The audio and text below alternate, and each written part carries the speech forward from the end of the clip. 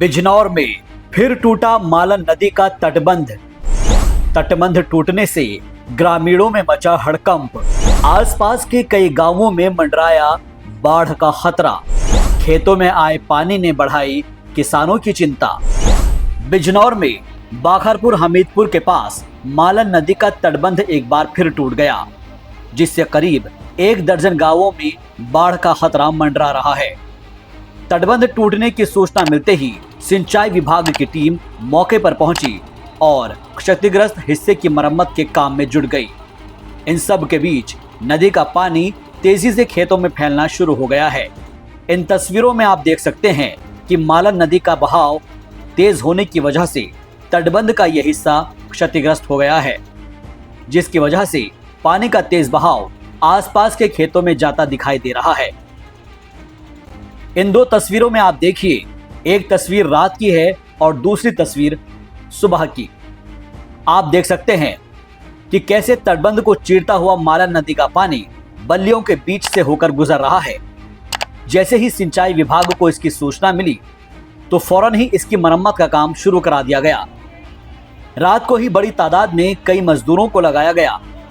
Nylon के bag में मिट्टी भरकर बल्लियां लगानी शुरू की गई, ताकि जितना जल्दी हो सके क्षतिग्रस्त हिस्से को फिर से ठीक किया जा सके। जिस जगह से तटबंध टूटा है उसके आसपास के एरिया को सुरक्षित करने के लिए बल्लियां लगाई गई है, ताकि बचा हुआ हिस्सा क्षतिग्रस्त ना हो।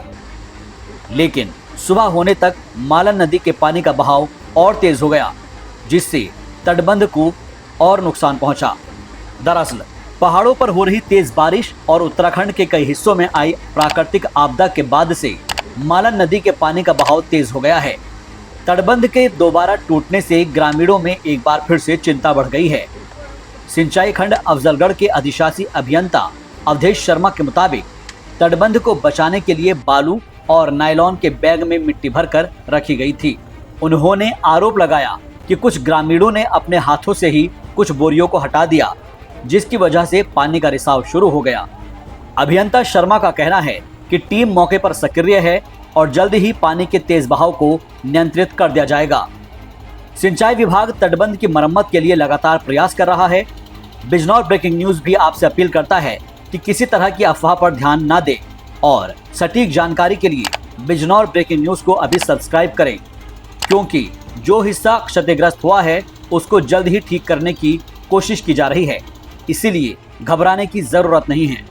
दरअसल इससे पहले भी यह तटबंध पानी के तेज बहाव के कारण टूट गया था। उस वक्त 1 दर्जन से ज्यादा गांवों और हजारों हेक्टेयर कृषि भूमि में खड़ी हुई फसलों में कई फीट तक पानी भर गया था। तो वहीं रावली बिजनौर मार्ग पर भी 2 फीट तक पानी आने से कई दिनों तक आवागमन बाधित रहा था, जिससे लोगों को काफी परेशानी हुई थी। वैसे आपको क्या लगता है कि बिजनौर में तटबंध को सुरक्षित बनाने के लिए किस तरह के प्रयास करने चाहिए? आप अपना जवाब हमें कमेंट करके बताएं। बिजनौर की लेटेस्ट खबरों को फैक्ट के साथ जानने के लिए आप हमारे YouTube channel Bijnor breaking news को अभी सब्सक्राइब करें।